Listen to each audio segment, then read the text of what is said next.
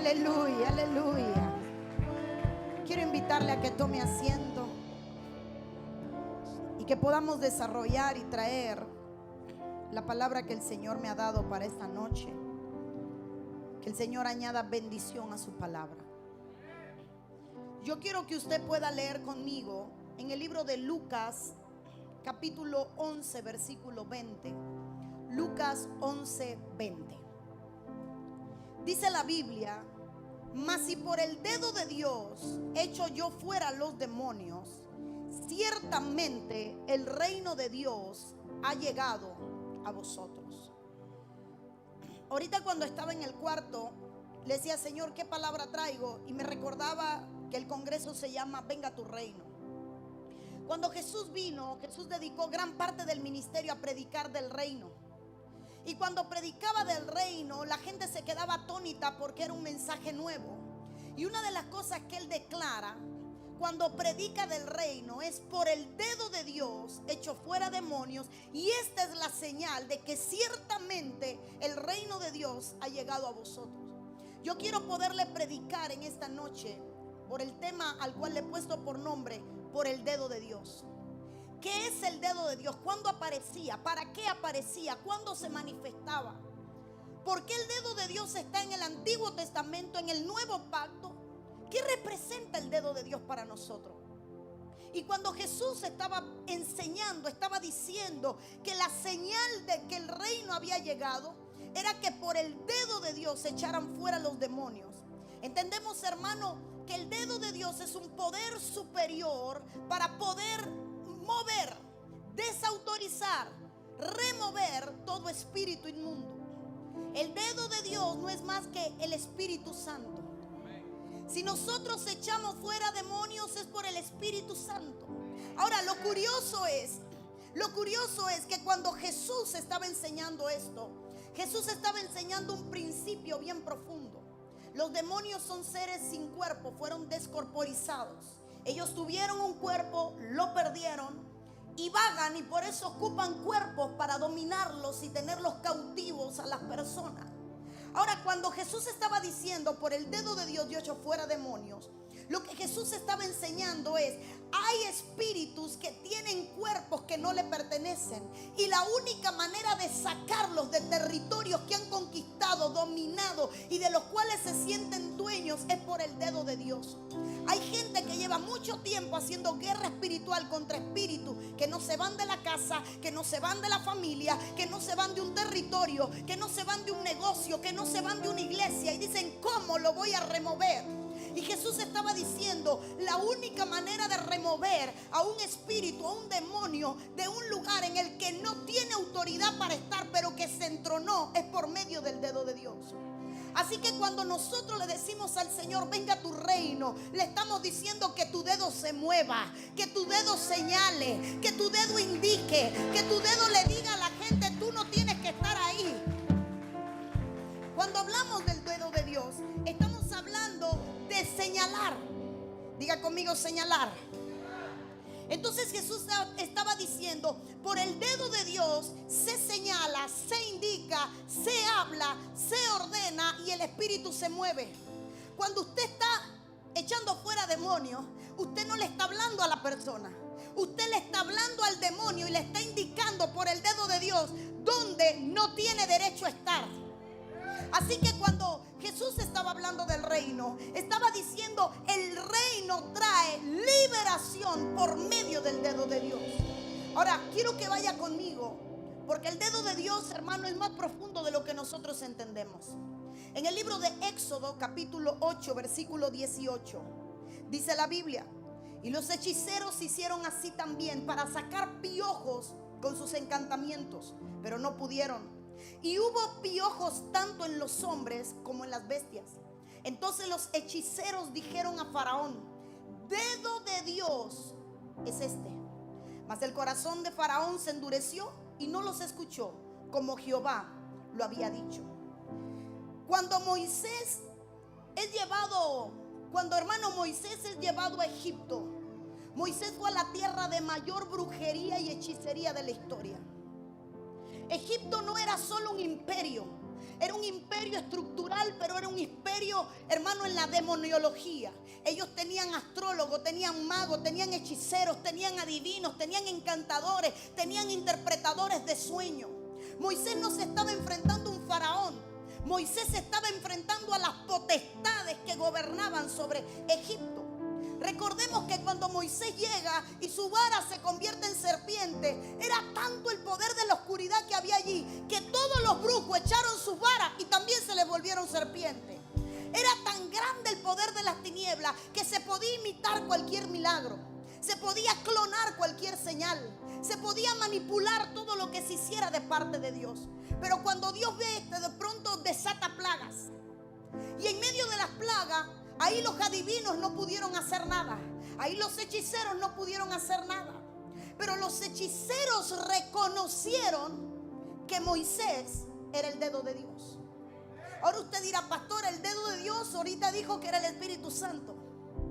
Pero entonces lo que Dios me permite ver es que el Espíritu de Dios estaba sobre la vida de Moisés, habilitándolo como su dedo para que cuando señalara Egipto, todas las potestades que tenían control sobre la tierra pudieran irse. Entonces, hermano, Israel no estaba cautivo porque Egipto lo tenía cautivo. Israel estaba cautivo porque todas las potestades que tenían autoridad sobre el territorio los tenía esclavizados bajo un yugo. Y cuando yo miro esto, yo entiendo que hay gente que no importa que cree en Dios, está cautivo por un yugo y una potestad que lo tiene dominado. Israel amaba a Dios, creía en Dios, oraba a Dios, clamaba a Dios, pero estaba cautivo. Y hoy tenemos gente que ama a Dios, que clama a Dios, que adora a Dios, pero que vive cautivo. Hoy tenemos gente que anhela una liberación, pero que no la alcanza, que anhela un milagro, pero no la alcanza, hasta que Dios dice: voy a levantar a Moisés en este tiempo, voy a levantar mi dedo, el reino se va a manifestar y voy a empezar a remover potestades de donde están, a fin de que llegue la libertad que el pueblo anhela. Dígale al que está a su lado: hoy Dios te va a hacer libre. Y dígale: por el dedo de Dios vas a ser libre.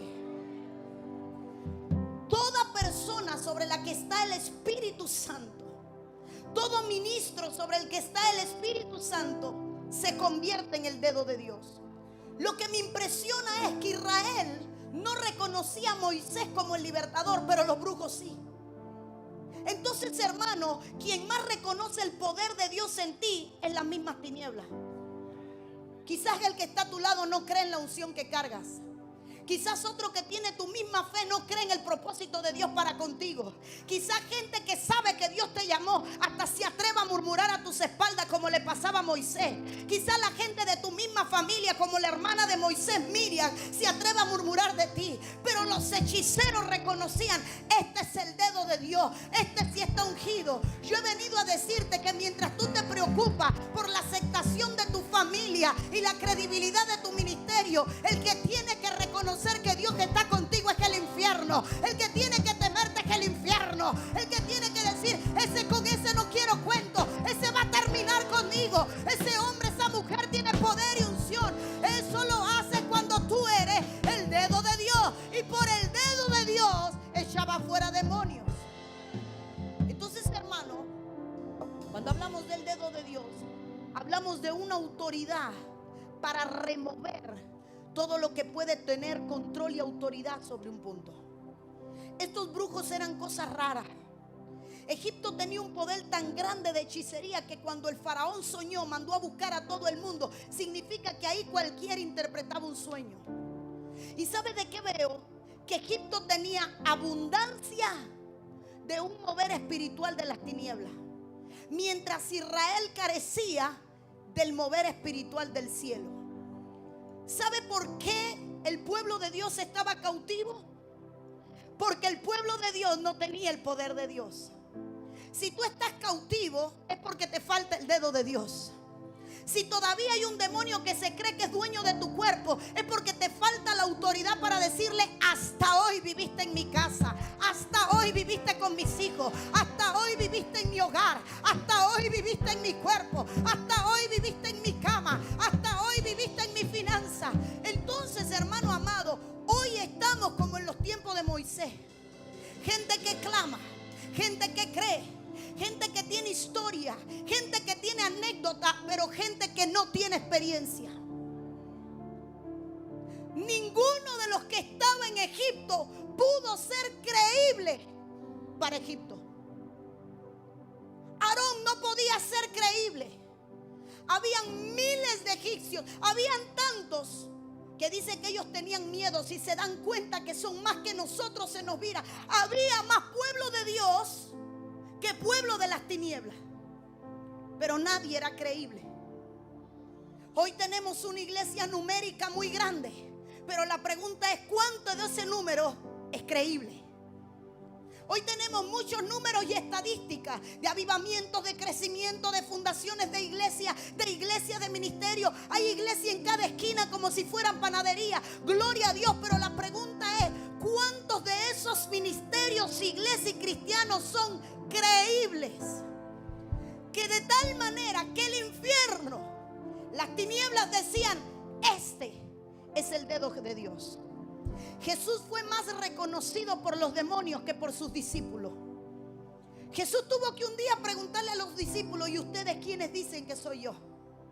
Ellos no sabían. Unos el maestro, unos creen, unos dicen, otros hablan, pero ninguno estaba claro hasta que a Pedro le cae el 20 y dice: tú eres el Hijo de Dios, tú eres. Pero a lo que voy es que cuando Jesús pone un pie en la tierra de Gadara, donde estaba el gadareno sí sabía quién era Jesús.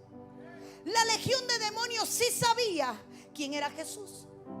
Hermano, no sé si entiende lo que estoy diciendo. La sirofenicia no era cristiana, era inmunda, pero ella creía quién era Dios.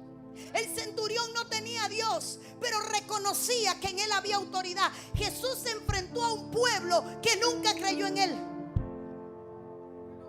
El mayor problema que tiene hoy la iglesia es que Dios ha puesto ministros que se enfrentan a un pueblo que tú no tienes que creer en el hombre, tú tienes que creer en el Dios que llamó a los hombres para manifestar su poder.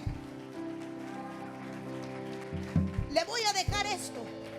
Muchas veces cuando se mueve un ministro a una ciudad, no se mueve simplemente para traer un movimiento de gente.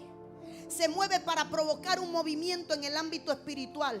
Porque hay potestades que son removidas, revocadas, confrontadas, que son, hermanos, quebrantadas, desentronadas. Porque ese hombre trae una unción. Mientras que Israel decía: vamos a ver qué logra Moisés, vamos a ver ahora Moisésito con qué se sale. Los brujos estaban diciendo: este es el dedo de Dios. Cuando muchas veces tú dices: ay, yo no sé si mañana iré al culto, mejor lo veo por YouTube, mejor me conecto en vivo. Hay demonios que están diciendo: Dios mío, que no prediquen la palabra. Dios mío, me van a desentronar. Dios mío, me van a mover. Dios mío, me van a sacar. El enemigo está preocupado porque el dedo de Dios se mueva.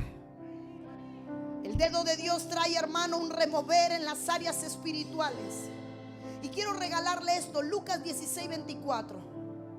Dice la Biblia: entonces él, dando voces, dijo: Padre Abraham, ten misericordia de mí, y envía a Lázaro para que moje la punta de su dedo en agua y refresque mi lengua, porque estoy atormentado en esta llaga. Está, hermano, el rico y el Lázaro mueren y son llevados, los dos son trasladados. Dice la Biblia que el rico estaba allí siendo quemado, estaba siendo torturado, mientras que Lázaro estaba a la diestra de Abraham. Ahora yo quiero que usted vea con atención, porque Lázaro estaba en el seno de Abraham, mientras que el rico estaba quemándose. Y el rico le dice a Lázaro: moja tu dedo en agua, el dedo de Dios, y moja mi lengua. Refréscame, me estoy quemando. Y si lee una de las últimas palabras, dice: estoy atormentado. Estoy atormentado. Significa que el rico entendía que la única manera de salir de un tormento de las tinieblas, que era por medio de ese dedo que traía refrescura, que traía frescura, que traía, hermano, el agua de la que estaba hablando era el agua del Espíritu. Lo que estaba diciendo el rico es: la única manera de que mi tormento termine es que el dedo de Dios refresque lo que hay en mi vida, es que se mueva todo tormento que hay en mi vida. Hoy tenemos los gadarenos en medio del culto, recibiendo un culto. Salen del culto, se trancan en un cuarto, se aíslan, no quieren salir de la familia, se cortan como mismo lo hacía el gadareno, se autolaceran, se autolastiman, se golpean, se castigan. ¿Por qué razón? Porque hay un espíritu que los está atormentando. Tenemos gente en la iglesia que no duerme bien porque está atormentada. Tenemos gente que no puede escuchar la palabra porque está atormentada. Y el rico, hermano, entendía que lo único que podía quitarle ese tormento era que el dedo mojara su lengua, que el dedo mojara, hermano, su lengua. ¿Por qué su lengua? ¿Por qué su lengua? ¿Y sabe por qué tenía sed? Ya había muerto, estaba en el más allá. No voy a entrar ahora a hablar del abismo, ni de los lugares intermedios, ni finales. Pero ¿sabe qué me preocupa? Que este hombre no bebió cuando tuvo tiempo, y después de muerto quiso hacer lo que no pudo hacer antes. Hoy hay mucha gente que deja para mañana lo que tiene que hacer hoy. Hoy hay mucha gente que dice: mañana oro, mañana busco de Dios, mañana lo voy a hacer, mañana necesito. No, Dios me va a ministrar mañana. No, mañana es que voy al culto. No, mañana es que paso un altar. Y tú no sabes qué día vas a partir de este mundo, porque lo único que tienes asegurado es el ahora. De aquí a 5 minutos tú no sabes qué va a pasar. De aquí a unas horas tú no sabes qué va a pasar. Y el rico representa a esa gente que tiene abundancia de todo, pero carencia de Dios. Y hoy hay cristianos que creen que la bendición está en tener una troca, en tener una camioneta, en tener un carro bueno, en tener una casa paga. Perdóname, eso es añadidura. Pero la bendición de Dios es estar lleno del Espíritu de Dios. Es que de tu interior corran ríos de agua viva. Que su presencia esté contigo. Que su presencia no te desampare, no se aparte de ti. Así que cuando yo leo la palabra, yo puedo ver que hay una crisis de gente que carece de lo básico y abunda en los bienes materiales. Hermanos, nunca te gloríes por un carro, una casa, un buen negocio. Nunca se te llene la cabeza: ahora sí Dios me ha bendecido. Son añadiduras, son promesas. Viene de parte de Dios, sí, indiscutiblemente. Dios al que ama bendice. Los planes de Dios son para hacerte bien. Pero yo estoy mirando que había un hombre que tenía tanto, estando vivo, que lo básico le faltaba. ¿Y cuánta gente tiene un buen carro y por no mojarlo no sale cuando llueve para llegar al culto? ¿Cuánta gente tiene un buen carro? Aquí nieva, pastor. Pastor, aquí nieva. Ay, hay una nevada, 4 pies. No puedo ir a la iglesia porque la troca se me echa a perder. Si te la compraste con doble tracción, ¿cuál es la lloradera que tiene para no llegar a un culto? No, es que tengo en el patio 3 vacas que están para parir. No puedo ir al culto porque tengo que supervisar el parto para que no se me muera uno de esos animalitos. Hermanos, perdón, hay gente que abunda en todo, pero que carece de la abundancia del Espíritu. Y el rico tenía todo: manjares, banquete, deleite, pero no tenía del Espíritu. Y después de muerto dice: ahora quiero que me des de beber, ahora quiero que mojes mi lengua, ahora quiero que me refresque, ahora quiero que traigas algo a mí que valga la pena. Hay momentos, hermanos, que no se te van a volver a repetir. Hay oportunidades en la vida que son únicas. Y si tú estás aquí hoy, es porque hay una oportunidad hoy para ti, para que tú puedas beber del río de Dios, y para que no te seque y no te vayas seco, sino que te vayas lleno de lo que Dios va a traer, para que todo tormento se vaya en el nombre de Jesús, y que venga la frescura de su Espíritu a tu vida y el Señor te cambie por completo. Dile al que está a tu lado: Dios quiere hacer algo contigo. Ahora, hermanos amados, quiero poderle leer esto. Daniel 5:5. Daniel 5:5. Dice la Biblia: en aquella misma hora aparecieron los dedos de una mano de hombre que escribía delante del candelero sobre lo encalado de la pared del palacio real. Y el rey veía la mano que escribía. Hermano, el rey Belsasar, hijo del rey Nabucodonosor, había tomado los vasos de oro de la casa de Dios, los había profanado las cosas de Dios.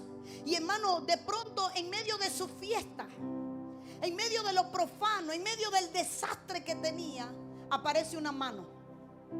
Y ve que esta mano empieza a escribir en la pared. Dice el versículo 25. Y la escritura que trazó es Mene Mene Tekel Umparsin.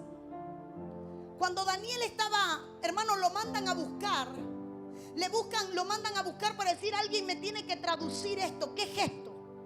Mene Mene Tekel Umparsin. Y no sé si usted sabe qué significa, pero Mene Mene Tekel Umparsin significa: te pesé y te hallé falto. Te pesé y te hallé falto. Ahora, el dedo de Dios se estaba moviendo para decirle a alguien: te pesé y te hallé falto. Imagínense que en medio de la adoración Dios pese tu adoración y te diga: te falta.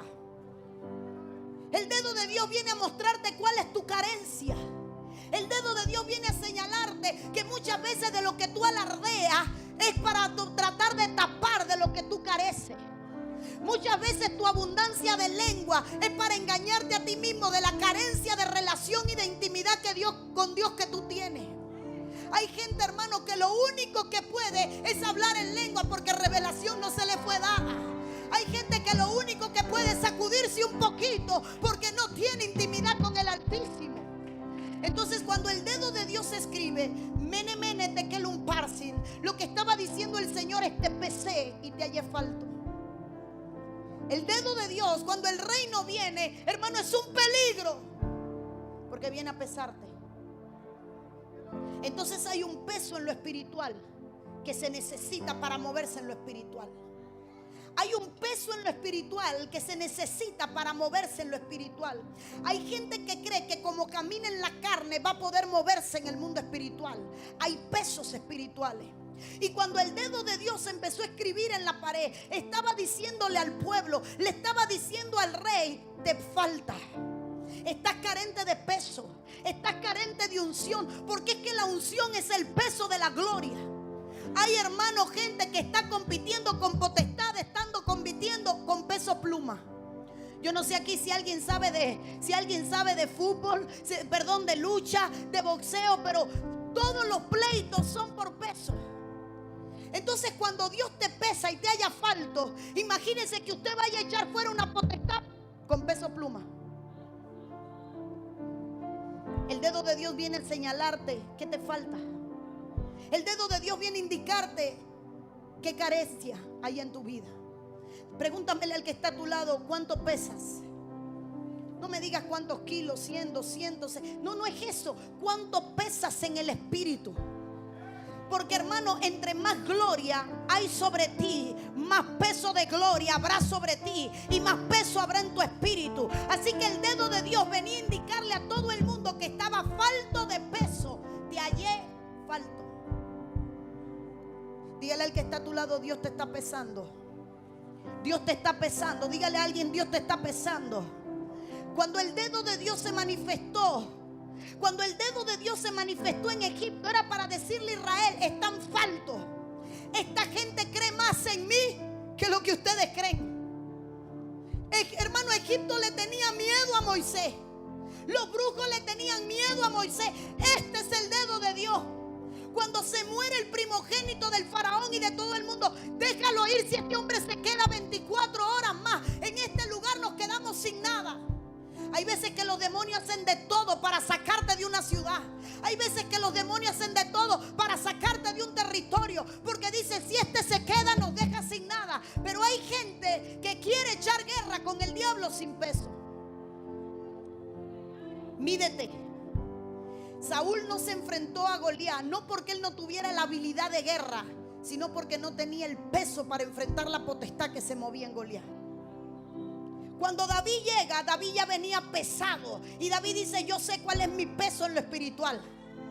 No tendré el tamaño que este espera, pero el peso espiritual lo tengo. Hermano, el mundo físico no funciona como el mundo espiritual. En el físico usted necesita una apariencia para impresionar. En el espiritual usted necesita un peso de gloria para hacer que el infierno le tema. En el espiritual usted necesita el peso de la gloria de Dios para, por el dedo de Dios, echar fuera demonios. Para que el diablo diga: ay, Dios mío, por ahí viene. Ay, Dios mío, ya está orando. Ay, Dios mío, se tiró de rodillas.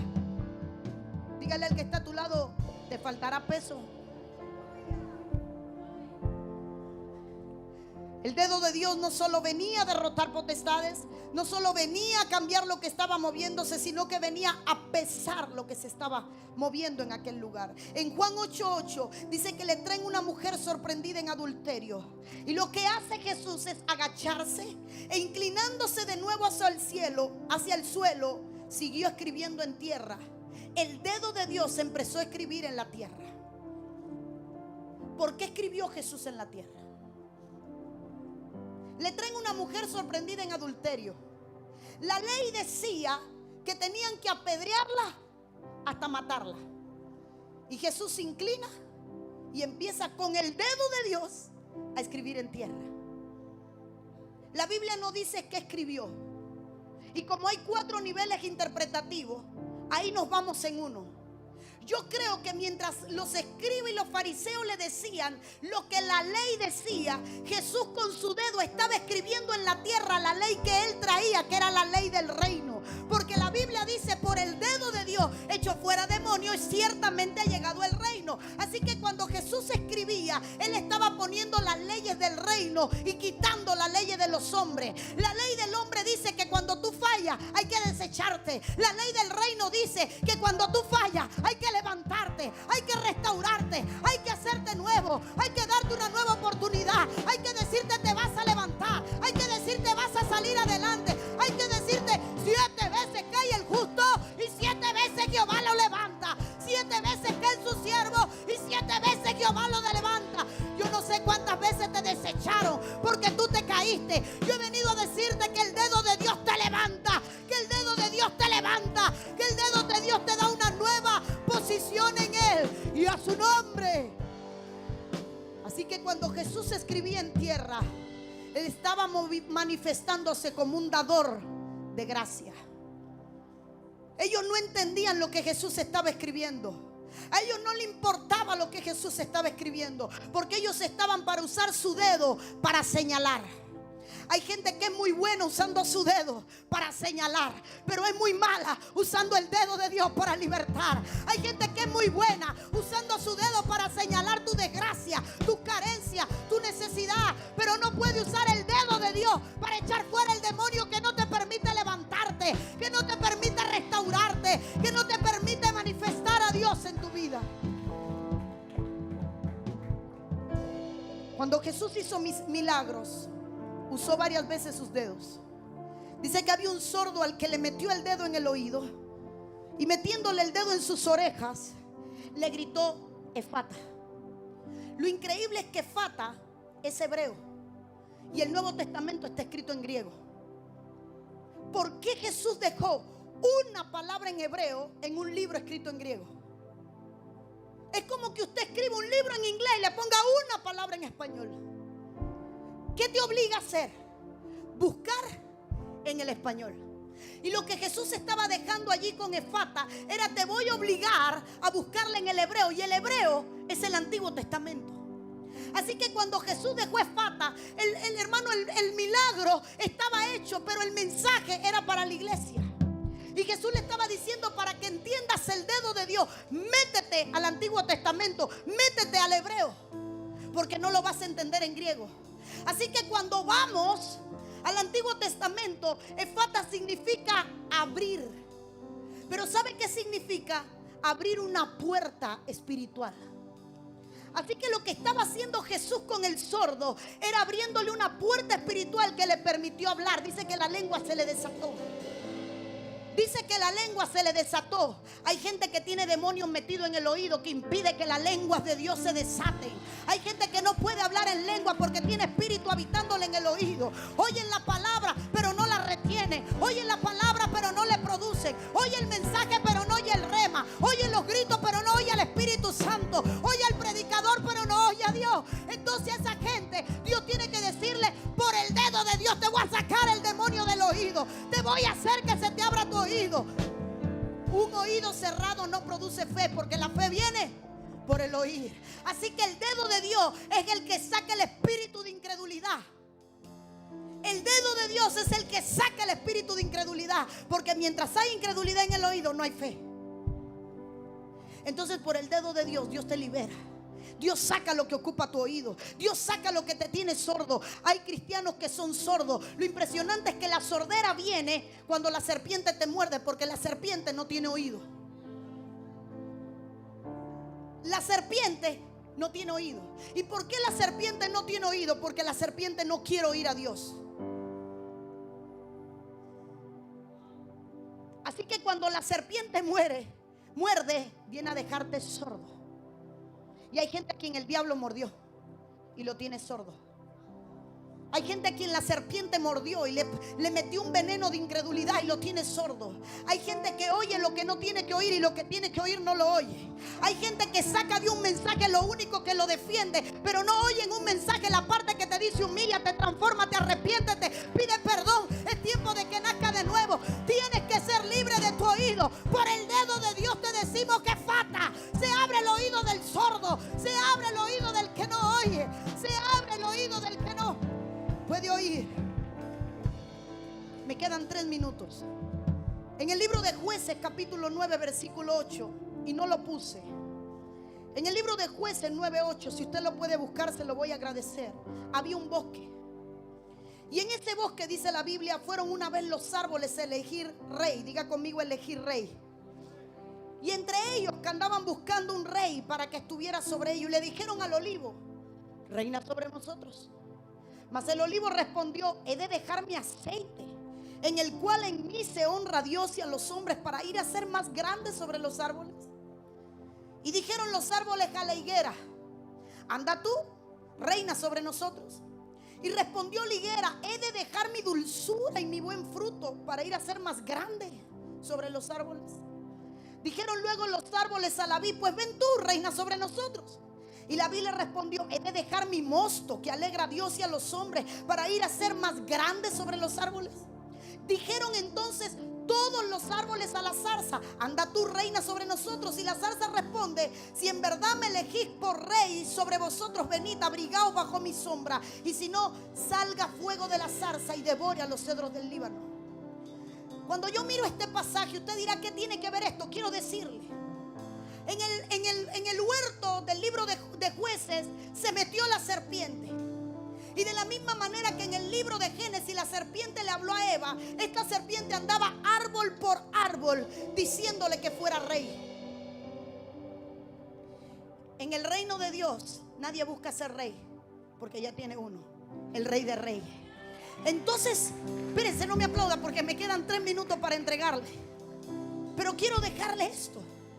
Andaban buscando quién fuera rey. Olivo, tú no, yo produzco mi aceite. Y tú no, yo doy sombra. Y tú no, yo doy mosto. Y tú no, yo estoy bien. La gente que no quería nada es la gente que lo tiene todo. Cuídate cuando el enemigo quiere que tú seas algo que Dios no te ha mandado a hacer. Porque la única que dijo yo voy a hacer sombra fue la zarza. Pero ¿sabe qué es lo curioso? Que la zarza no puede tener fuego. Porque cuando la zarza tiene fuego, la zarza se consume. Lo que le llamó la atención a Moisés, que la zarza no se consumía, porque lo natural es que la zarza desapareciera. Entonces en la iglesia hay gente que es zarza, que tiene un fuego que no lo puede contener porque no le pertenece, y se consume por el mismo fuego que una vez portó. Hay gente que termina consumido por la misma unción que Dios le dio, porque su ministerio era para un tiempo, para un momento, para un propósito, pero quisieron más y quisieron dar sombra y se consumió. El dedo de Dios viene a ubicar a la gente a su lugar y dice, Efesios 4:11, Él mismo constituyó apóstoles, profetas, evangelistas, pastores y maestros. ¿Qué constituyó Jesús? La mano de Dios. En el Antiguo Testamento había el dedo de Dios. En el Nuevo Testamento Jesús era el dedo de Dios. Ahora Jesús dice, y derramaré mi espíritu sobre toda. Y derramaré mi espíritu sobre toda. Entonces tú eres dedo de Dios. Para pararte en tu casa y decirle a los demonios, te tienes que ir. Para pararte en tu hogar y decir, me tengo que ir. Te tienes que ir, diablo. En mi casa tú estás de más. En mi casa tú no tienes cabida. En mi casa tú no puedes estar. En mi casa tú te tienes que ir.